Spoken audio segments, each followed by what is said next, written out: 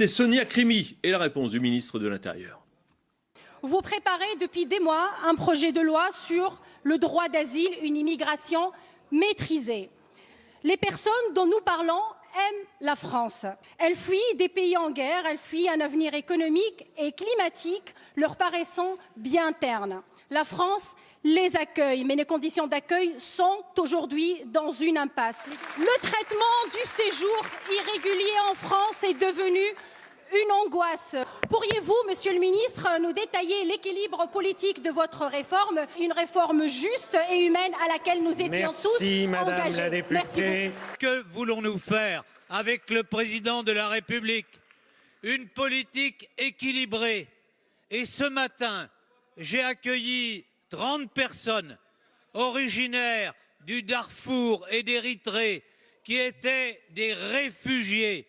Et effectivement, nous disons que nous allons demain faire la guerre aux passeurs et cela, nous le faisons avec tous les pays d'Afrique et tous les pays d'Europe qui ne veulent pas effectivement de passeurs à travers leurs frontières. Bien, l'immigration, c'est le sujet qui va diviser République En Marche? C'est le premier couac, mais la réalité, si vous voulez, c'est que la République En Marche, évidemment, est composée de gens de droite. On verra dans le sondage, voilà, du centre, de droite, et puis de gens de gauche. Donc il est évident qu'à un moment donné, je pense que quand on est quelqu'un de gauche et qu'on a une réelle, comment dirais-je, on a cru réellement dans Emmanuel Macron et on continue de croire dans Emmanuel Macron. Je pense qu'on peut glisser sur la politique sociale, même si c'est difficile. On peut glisser sur la fiscalité, même si c'est pas facile. Mais il y a une chose sur laquelle on peut pas glisser, c'est sur ces questions profondes de société. Donc on sait très bien que l'immigration, c'est un sujet qui divise. Il divise tous les camps. D'ailleurs, la droite n'est pas forcément homogène sur cette question. La gauche ne l'est absolument pas non plus. Eh bien, la République En Marche n'échappe pas à ce qui est un débat qu'on ne peut pas éluder. Parce que derrière l'immigration, il y a beaucoup de choses. Il y a d'abord la politique d'accueil, bien sûr. Il y a la question qui va. Est-ce que on accepte que les réfugiés politiques et les autres, on les met dehors, on les empêche de passer? Qui sépare le bon grain de l'ivraie? Qui sommes-nous pour pouvoir juger que quelqu'un qui meurt de faim et immigre chez nous a moins le droit de rester que quelqu'un qui est un réfugié parce qu'il y a la guerre? Qu'est-ce qui est le plus dramatique dans la vie? Mourir sous les bombardements ou les armes à feu, ou bien mourir de faim, ou bien mourir parce qu'on est déplacé climatique? Il y a l'immigration du climat qui commence. Donc tout ça, ce sont des sujets profonds. Il y a un premier couac, mais bon, en même temps, moi, j'en fais pas des tonnes. Je dis juste qu'à un moment donné, la réalité reprend ses droits, la réalité de la gauche, de la droite, du centre, et de cette question qui est une question fondamentale et qu'on oublie, en fait, de traiter. Elle se réinvite dans le débat et je pense que c'est très intéressant.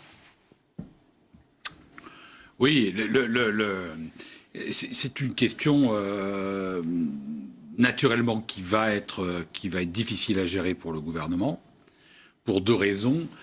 La première, c'est ce qui vient d'être dit est juste, même si on peut reconnaître que dans le groupe La République En Marche et les parlementaires, l'ossature est de gauche. Ce sont des gens qui viennent plutôt de la gauche. Il y a du en même temps, il y a du et, mais il y a beaucoup de gens qui viennent de la gauche et ça a toujours été une question qui a fait fracture entre la gauche et une partie de la droite, cette question de la manière de traiter les flux migratoires. Deuxièmement, et c'est presque plus important, c'est une question qui met le pays face à lui-même, qui met la société française face à elle-même, qui dit quel pays nous sommes, quelle civilisation nous voulons continuer à être ou devenir.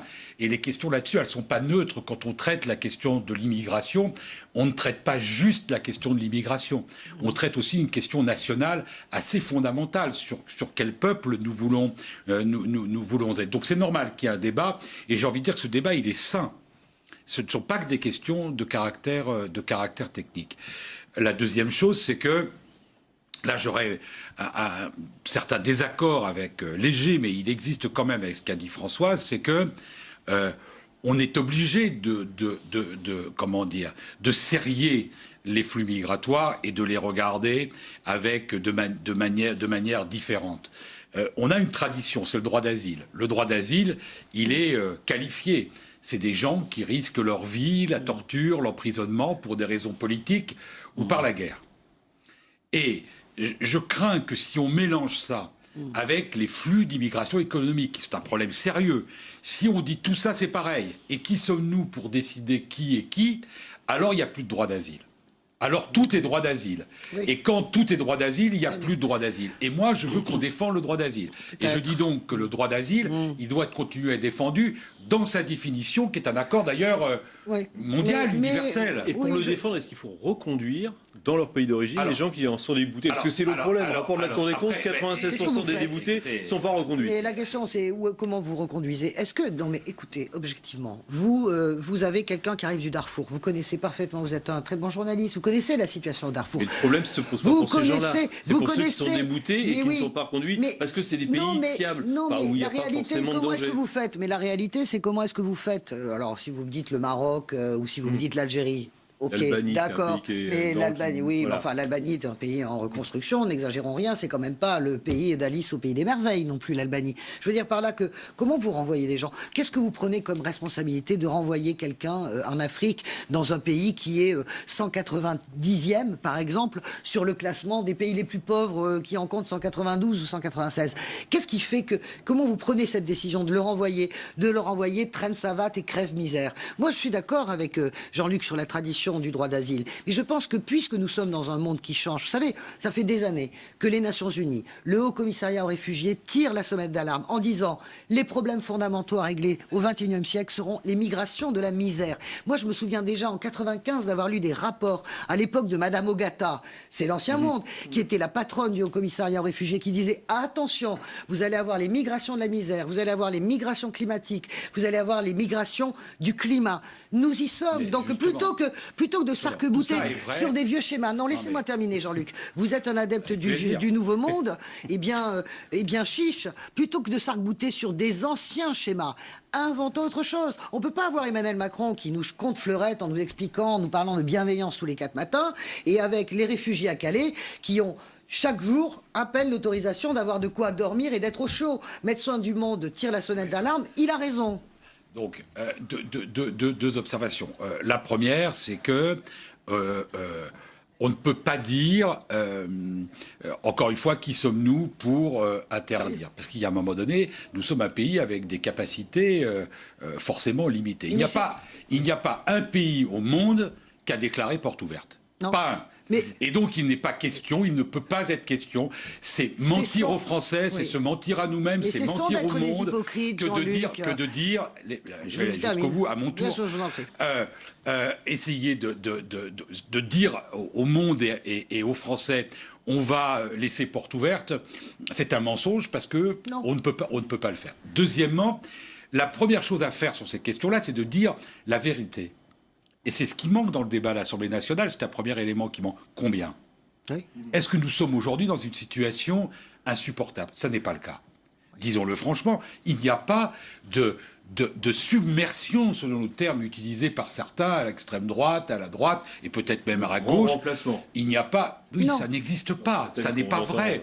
Notre pays, 60 millions d'habitants... On est à 200 000. Les chiffres exacts, c'est 200 000 personnes. Officiel. Non, mais il y a l'immigration illégale, il y a les déboutés du droit d'asile qui restent, et on passe de 200 à 500 000. On peut dire... Non, mais on peut dire c'est le ministère de l'Intérieur. Oui, vous avez raison, on peut dire c'est beaucoup. On peut même dire c'est trop, mais avec une discussion sur les vrais chiffres, pas sur le fantasme des chiffres. Donc d'abord, regardons les chiffres. Deuxièmement, établissons une règle. Ceux qui sont là pour le droit d'asile, on doit examiner leur cas et s'ils sont dans une situation effectivement de gens en danger chez eux, le devoir de la France, c'est sa tradition, c'est sa règle et ce sont les règles internationales, elle doit les accueillir. Pour le reste, il ne peut pas y avoir un flux ininterrompu et une politique de porte ouverte. Rapidement, parce qu'on va continuer sur cette thématique avec le sondage qui suit. Jean-Luc, je connais votre sincérité sur ce sujet. Il faut quand même cesser d'être des hypocrites. Parce que la réalité, c'est que depuis des mois, on donne le sentiment aux gens qui nous écoutent que les gens rentrent comme ça chez nous. Mais c'est pas vrai. Les frontières sont fermées avec l'île. Qui c'est qui est en situation pour le coup, là, de grand danger, c'est l'Italie, parce que c'est l'Italie qui accueille absolument tout. Allez faire un tour en Italie, dans les petits villages italiens, où vous avez des gens entiers, des villages entiers, où les migrants dorment, et qui se comportent très bien, d'ailleurs, dans les villages. Ils ne savent pas où aller, d'ailleurs, ils ne veulent même pas rentrer en France. Donc, essayez de faire croire, mais je dis pas que c'est vous, mais ça, c'est un argument de la droite. Essayez de faire croire, ou de la gauche qui a oublié qu'elle était de gauche, essayez de faire croire que d'un seul coup, la France, c'est porte ouverte et royal au bar. C'est pas vrai. C'est pas vrai. Nous ne sommes pas le premier endroit par lequel on rentre en Europe. C'est l'Italie. La réalité, c'est que Emmanuel Macron et les autres chefs d'État européens, même si Angela Merkel l'a payé assez cher, elle a eu ce courage, doivent trouver une solution européenne. L'Italie la demande, cette solution européenne, depuis des mois, des années. On ne leur a rien donné à part Erdogan. Donc, mettons-nous autour de la table de façon européenne, et surtout, avant de faire des grands discours, quand ils sont chez nous, même s'ils doivent repartir, est-ce qu'on peut avoir la dignité de leur donner de quoi manger, de quoi se laver et de quoi dormir au chaud? Juste ça. Bon. Il y a des gens qui vous diront c'est déjà le cas, mais on va pas lancer le débat. Oui, alors, est-ce un rapport de cause à effet entre ce dont on vient de parler et ce qui suit? En football, on appelle ça la remontée